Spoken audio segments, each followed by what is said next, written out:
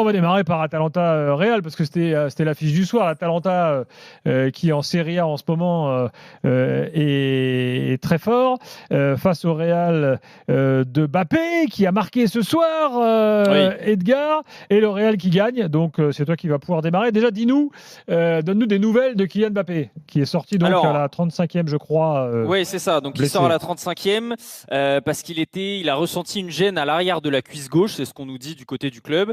On n'en sait pas beaucoup plus pour l'instant. Il y aura des tests qui vont être effectués à Valdebebas demain quand il rentre. Il sera rentré à Madrid évidemment ce soir.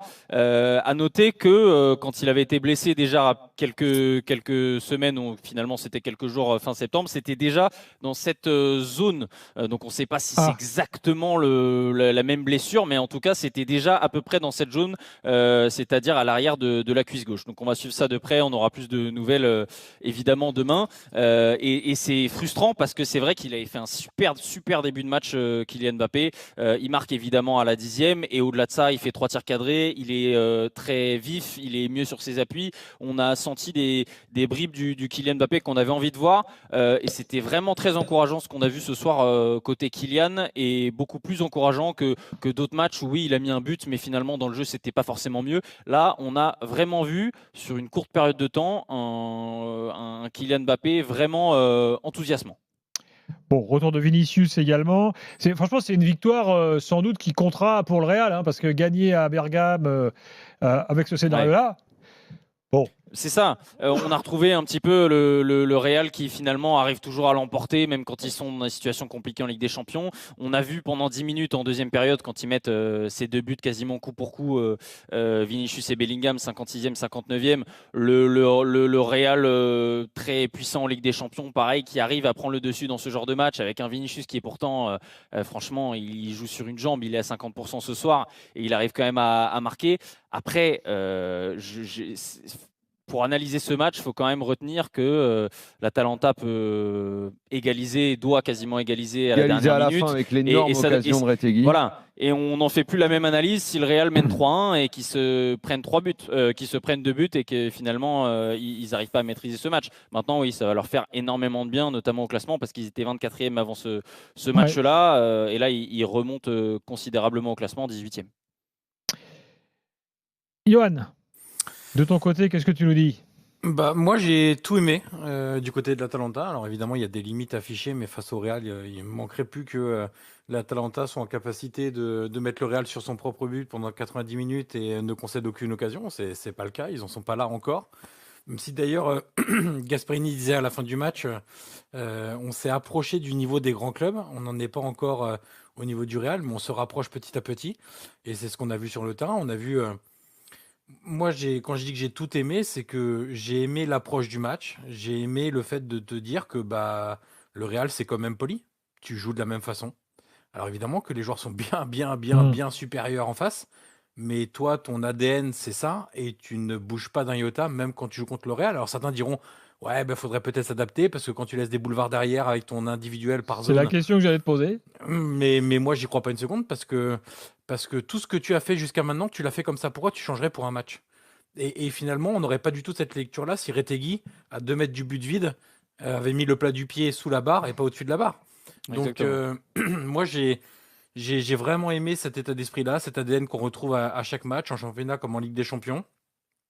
J'ai aimé aussi, évidemment, les prestations de certains joueurs individuellement. Je pense à Lookman qui a mis la misère à Vasquez au point où Ancelotti a été obligé de changer ses milieux de terrain de côté. Euh, Lookman, c'est qui déjà Lookman? C'est celui qui cet été, quand on a parlé de lui, 95% des supporters du PSG disaient mais non, il est largement en dessous de Barcola. Ok, c'est bien lui, d'accord, ok. Pardon. et donc Ancelotti avait changé Brahim Diaz et Ceballos de côté. D'ailleurs, j'ai bien aimé le match de Ceballos pour le coup. Côté Ouais, Real, au-delà même, bah, évidemment hein, c'est très de propre. Bellingham qui est énorme, de Vinicius qui met un joli but. Mais, mais oui, Lookman a été très bon. Ederson au milieu de terrain, il a encore pris 5 à 10 millions d'euros ce soir. Il fait un match monstrueux dans l'intensité physique, dans la capacité de récupération, de se projeter avec ballon, techniquement dans les petits espaces, il est fort. Il n'y a pas de problème. Donc voilà, il y a des joueurs qui sont au niveau aujourd'hui de ce type de match-là. L'Atalanta, c'est ça aussi, c'est que avant, c'était un exploit collectif. incroyable de mettre un but contre le Real. Aujourd'hui, c'est normal et Gasperini te dit à la fin du match, on est même un peu déçu. C'est ça aujourd'hui la réalité. Il y a plein de petits symboles dans ce match-là. Il y a ça de Gasperini qui te dit qu'il est déçu parce qu'il n'a pas réussi à gagner contre le Real. On n'aurait jamais pensé ça il y a même 3 ou 4 ans. Il y a aussi Ancelotti qui te dit qu'il a préparé le match de façon très précise face à l'Atalanta parce qu'il ne peut pas se permettre de jouer pareil que les autres équipes. Donc c'est dire la considération qu'ont les adversaires de l'Atalanta pour... et puis quand on parle d'Ancelotti, déjà l'entraîneur et puis entraîneur du Real Madrid. Donc ça montre aussi ce que tu es en train de devenir, ce que tu as fait, ton travail, ton chemin parcouru. Donc tout est... J'ai même envie de dire que la défaite, elle est belle finalement parce que... Et d'ailleurs, c'est ce que pensaient les supporters au stade. Après le coup de sifflet final, ils les ont... acclamés, applaudis pendant de longues minutes parce qu'ils ont le sentiment que ils ont joué les yeux dans les yeux avec le Real et que ça s'est pas joué à grand chose. Alors le Real a eu beaucoup de grosses occasions, notamment sur les 10 minutes dont parlait Edgar, mais l'Atalanta, messieurs, 20 tirs contre le Real, 10 cadrés.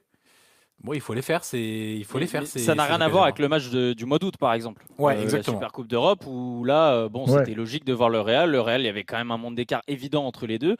Là, aujourd'hui, sincèrement, il n'y avait pas du tout un monde d'écart. L'Atalanta domine après pour revenir au score et ça n'aurait pas été volé qui est 3-3. Et on les a vus, comme tu as dit, Johan, quand tu parles du match de Lookman, on a vu aussi des fébrilités chez le Real, ça a mis en valeur aussi des fébrilités chez le Real. Moi, qui me saute aux yeux depuis le début de saison, c'est sur les côtés. Lucas Vazquez, Fran Garcia, c'est pas du tout au niveau d'une équipe de ce niveau-là. Et tous les sur matchs, le but de Lookman, la défense du Real, là, Ah oui, mais en fait, ça a été ça tout le match. Oui, mais ça leur arrive d'avoir des boulettes en défense centrale, notamment avec Militao. Maintenant, il est blessé, mais qui faisait un début de saison très, très, très, très compliqué. Mais sur les côtés, je pense que c'est juste le niveau des joueurs ou aussi quelque chose, un problème tactique d'Ancelotti. Mais quasiment tous les matchs, il y a des boulevards entre les défenseurs centraux et les latéraux. Et les latéraux se prennent des bouillons une fois sur deux. Et il y a vraiment quelque chose à modifier. On verra s'il recrute un latéral droit, notamment pendant le mercato d'hiver. Mais c'est clairement le point noir du début de saison, l'un des points noirs du début de saison du Real, alors qu'il y en a pas mal. Mais en tout cas, il y a vraiment un problème, je pense, purement de niveau, ce qui n'est pas forcément le cas à d'autres postes où c'est juste un problème peut-être de connexion entre les joueurs, de système tactique et de forme individuelle des joueurs. Là, c'est clairement un problème de niveau selon moi. Vinicius inscrit un but et le Real Madrid s'impose 3-2 face à l'Atalanta. Après plusieurs semaines d'absence, le maestro brésilien est revenu tel un héros, prouvant qu'il est bien plus qu'un joueur. Il est l'âme de cette équipe. Avec une passe décisive et un but somptueux, Vinicius a une fois de plus montré pourquoi il fait battre le cœur de tous les amoureux du football. Comment ne pas être émerveillé par un joueur de cette envergure ? Face à une Atalanta solide, il a fait preuve de classe, d'audace et d'une élégance rare. Ce soir, le trio madrilène a brillé comme jamais.